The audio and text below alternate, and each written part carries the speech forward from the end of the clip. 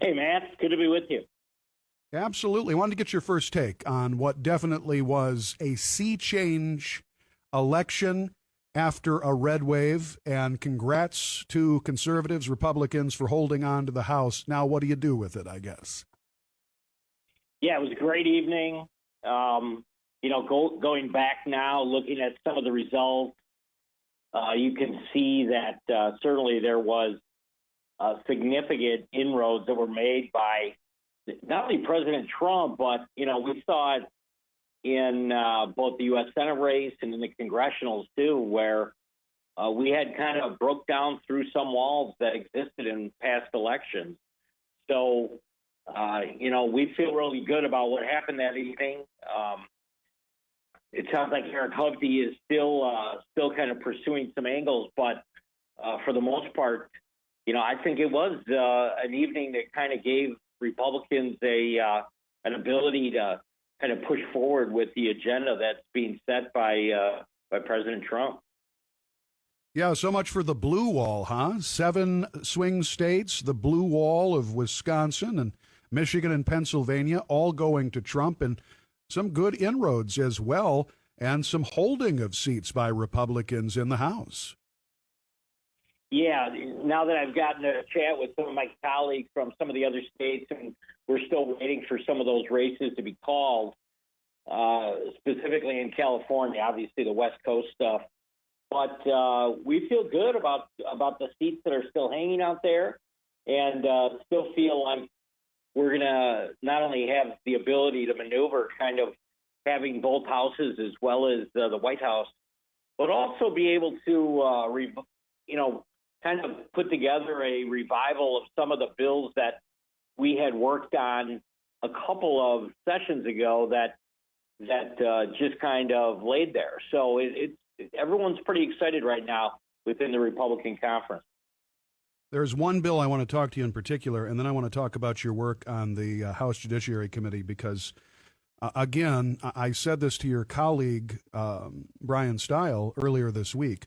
What you were able to accomplish on the Judiciary Committee, what he was able to do with his committee in House Administration and James Comer, of course, oversight, I don't think we would be having this kind of conversation today without the revelations, without the records that you guys brought forward. We'll get back to that in just a moment.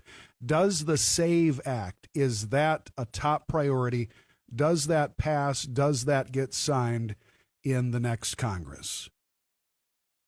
I think absolutely. I mean, what you're going to have to do is it's going to have to go back over to, I think, the Senate, where I would feel more comfortable, actually, if something came over that then the House could take a look at, amend, and maybe move back over to the other chamber again, because I think there will be kind of a negotiation that happens between the houses.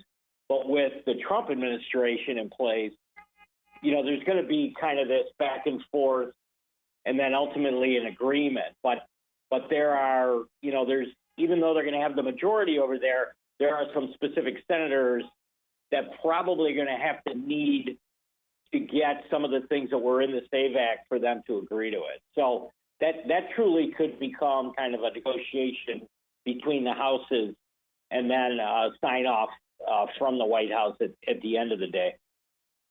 I do hope every Republican, every conservative, anybody who believes in election integrity is on board with the very basic notion that you should, and it's not a hardship to be able to prove that you are a U.S. citizen in order to register to vote and ultimately vote. Do you see any Republicans? I didn't see them in the House. Do you see any Republicans in the Senate? Because they hadn't had that opportunity, of course, to vote on it, that'll have any level of heartburn over what should be a pretty easy bill. No, I mean, the stuff that we had inserted into bills that we had passed out, I think there's a concern always because you don't want to completely centralize election statute at the federal level. You want to be able to work with the states and make sure the states still have control over elections. But when it comes to interstate issues related to voting, we've done that before. I mean, I remember when the military ballots were dealt with years ago when I was in the state Senate as a majority leader. I mean, that was something that came down from the federal government as a mandate of the timing of military ballots and how they had to be returned. So, yeah, there's some things that need to be worked through that may be even beyond what we had already passed in the House. But yeah, I think we're all looking forward to making sure that day comes very quickly after we're sworn in. Very good. U.S. Representative Scott Fitzgerald joining us in the Vicki McKenna Show. Just a couple of minutes left. I want to talk about the great work that the Judiciary Committee did. Obviously, the Administration Committee in the House, as well as the Oversight Committee. What is the mood right now? Is there an appetite for investigation of what we saw in this current regime, the sort of, at times, lawlessness, the ripping up of the Constitution? Will the Judiciary Committee be taking a look at some of those kinds of violations that we saw over the last 4 years in this country? Absolutely. I think I've already talked to Chairman Jordan a couple times about this. The Weaponization Committee was created with the goal of identifying specifically what statutes were violated. And that work, although the committee will not continue, at least I don't believe it will, they are going to return those responsibilities and duties back to the proper committees based on jurisdiction, which would be Judiciary and Oversight. So hopefully some of the stuff that came out of that work from this Congress will carry over and simply make its way back to the standing committees.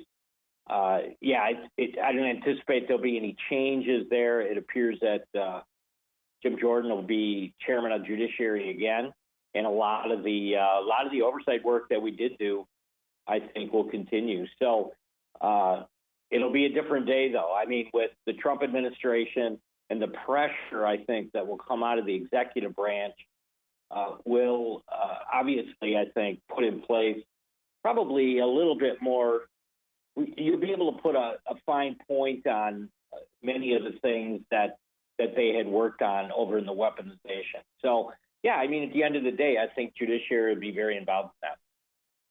Very good. And I know, again, I've said it before, but I don't know if you have the kind of election results without the work that Judiciary did, without oversight and administration, because those three agencies, because of the Republican majority, were able to get those documents and put the people on the stand who knew about what was going on, the whistleblowers and the people who need to be held accountable. And I think at the end of the day, we're all hoping that the people who were doing some very bad things over these last 4 years are ultimately held accountable.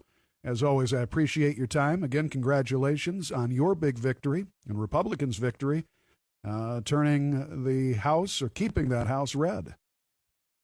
Thanks, Matt. Thank you so much. It's great to be with you today. Thank you.